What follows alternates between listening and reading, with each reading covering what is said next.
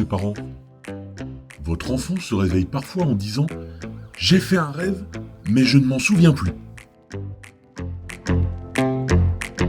Dans un petit village où les maisons avaient des volets bleus et les chats des moustaches très sérieuses, vivait une petite fille nommée Lise. Chaque matin, Lise se réveillait avec une question. À ton avis, où vont les rêves quand on les oublie?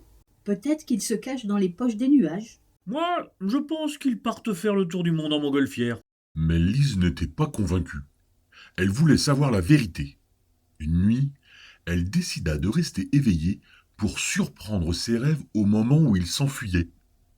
Elle attendit longtemps, très longtemps, jusqu'à ce que ses paupières deviennent lourdes comme des tartines de miel. Et là, juste avant de s'endormir, elle aperçut une minuscule porte au pied de son lit. De cette porte sortirent des centaines de petits rêves colorés.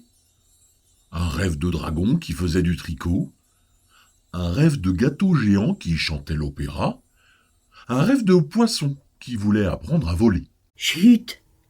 Nous partons au jardin des rêves oubliés. Lise les suivit discrètement. Le jardin était magnifique. Les arbres étaient couverts de souvenirs et les fleurs murmuraient des histoires. Pourquoi venez-vous ici? Parce que les rêves oubliés attendent simplement le bon moment pour revenir. Lise comprit alors que rien de beau ne disparaît vraiment. Parfois, un rêve oublié revient des années plus tard, comme un ami qu'on croyait perdu. Et depuis ce jour, quand elle oubliait un rêve, elle souriait en murmurant « Bon voyage, petit rêve.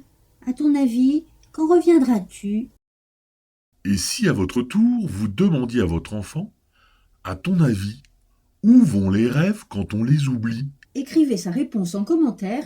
Les enfants ont souvent des idées merveilleuses et surprenantes. Et pour ne manquer aucun nouveau conte du royaume de Totomoc, pensez à vous abonner, à aimer cette histoire et à la partager avec d'autres familles.